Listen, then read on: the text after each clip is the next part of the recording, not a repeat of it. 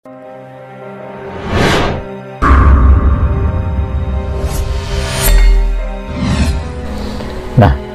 kita berarti sekarang membahas tentang tulu syamsi min maghribiha, terbitnya matahari dari tempat terbenamnya. Dan Syekh Mubayyad mengawali pembahasannya tentang tanda besar yang ini dengan mengutip surah Al-Kahfi ayat 98-99. Nah, di sini ada penjelasan Syekh Mubayyad di mana beliau mengatakan di dalam ayat ini terkandung isyarat kemunculan Ya'juj wa Ma'juj dan akhir usia dinding penutup yang dibangun oleh Dzulqarnain. Jadi ada keterkaitan antara keluarnya Ya'juj wa Ma'juj menebar fasad ke muka bumi ini dengan sampainya expired date, batas akhir usia dinding radem sumbatan yang dibangun oleh Dzulqarnain, ya, atas kehendak Allah Ta'ala. Allah yang menetapkan hal itu, jadwalnya, ya. Di dalamnya, dalam ayat itu juga terdapat petunjuk berakhirnya dunia sesudah itu. Demikianlah ayat-ayat tadi mengungkapkan bahwa pada hari itu, yakni hari munculnya Ya'juj wa Ma'juj, manusia bercampur aduk sebahagian mereka pada sebagian yang lain dalam perbedaan dan kekacauan sampai tibanya as-sa'ah, terjadinya peristiwa kiamat. Kekacauan hebat ini pasti terjadi sesudah tahun-tahun penuh barokah yang dialami kaum muslimin dalam kelapangan bersama Isa ibnu Maryam alaihissalam. Kondisi kacau ini sepenuhnya benar-benar dimulai sesudah terbitnya matahari dari arah terbenamnya.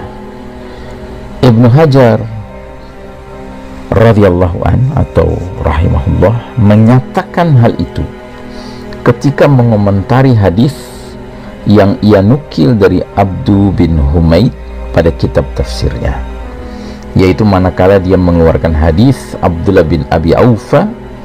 Ia berkata, ta'ti lailatu qadrin thalatha layalin la ya'rifuha illa al-mutahajjidun yaqumu fayaqra'u hizbahu thumma yanamu thumma yaqumu fayaqra'u thumma yanamu thumma yaqumu fa'indaha yamujun nasu ba'duhum fi ba'd hatta idha sallul fajr وجلسوا فإذا هم بالشمس قد طلعت من مغربها فيضج الناس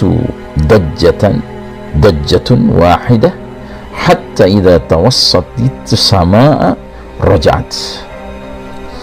Lailatul Qadar, malam kemuliaan, datang dalam 3 malam.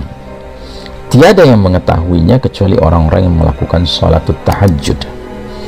Ia berdiri mengerjakan sholat lantas membaca hizibnya, zikir dan doa yang biasa dia baca. Kemudian dia tidur, kemudian dia bangun dan dia membaca Al-Quran. Lantas dia tidur, kemudian dia bangun lagi. Pada waktu itulah manusia datang rombongan demi rombongan tanpa terputus serta bercampur baur, sebagian mereka pada sebagian yang lain, sampai mereka mengerjakan sholat subuh dan mereka duduk. Tiba-tiba saja matahari muncul dari arah tenggelamnya. Lantas manusia pun mengalami hiruk-pikuk, kekacauan dan heboh yang luar biasa karena sangat ketakutan. Sampai ketika matahari sudah berada di tengah-tengah langit, ya, waktu zuhur, matahari kembali ke arah barat, ya. Jadi setelah dia terbit di waktu pagi dari arah barat, matahari itu terus naik sampai di tengah hari, di tengah langit, ya, matahari tiba-tiba kembali lagi, ya, menuju ke arah barat untuk tenggelam di arah barat seperti biasanya, ya. Ibnu Hajar mengomentari riwayat ini dengan penuturannya, wa indal Baihaqi fil ba'thi wan nusyuri min hadithi Ibn Mas'udin nahwuhu fayunadi ar-rajulu jarahu ya fulan ma sya'na al-laylati laqad nimtu hatta syabi'tu wa sallaitu hatta u'itu. Menurut Al-Baihaqi dalam kitab Al-Ba'ts wan Nusyur dari hadis Ibnu Mas'ud radhiyallahu anhu, semisal dengan hadis ini, lantas seorang lelaki berseru memanggil tetangganya, "Hai fulan, bagaimana keadaan malam ini? Sungguh aku tidur hingga aku puas tidur, dan aku mengerjakan sholat hingga aku lelah."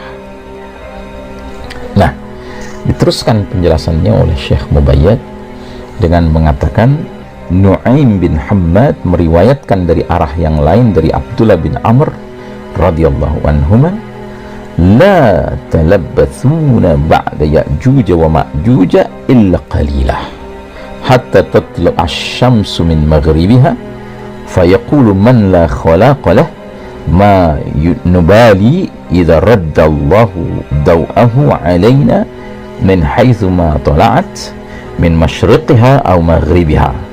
Qala fayasma'una nida'an minas sama' ya ayyuhalladzina amanu qad qubila minkum imanukum wa rufi'a ankumul 'amal wa ya ayyuhalladzina kafaru qad ughliqa ankum abwabut taubah wa jaffatil aqlamu wa tuwiyati as-suhuf. Kalian tidak hidup sesudah Ya'juj wa Ma'juj kecuali sebentar saja, sampai matahari terbit dari arah tenggelamnya dari barat. Lantas orang yang tidak mempunyai bagian kebaikan di akhirat berkata, kami tidak peduli apabila Allah mengembalikan cahayanya kepada kami dari arah mana saja dia terbit, baik dari tempat terbitnya yaitu timur maupun dari arah tenggelamnya yaitu barat. Abdullah bin Amr radhiyallahu anhu berkata, lantas mereka mendengar seruan dari langit, wahai orang-orang beriman, sungguh telah diterima dari diri kalian, dan wahai orang-orang kafir, sungguh telah ditutup pintu-pintu taubat. Pena pencatat amal telah dikeringkan dan lembaran catatan amal telah digulung, dilipat.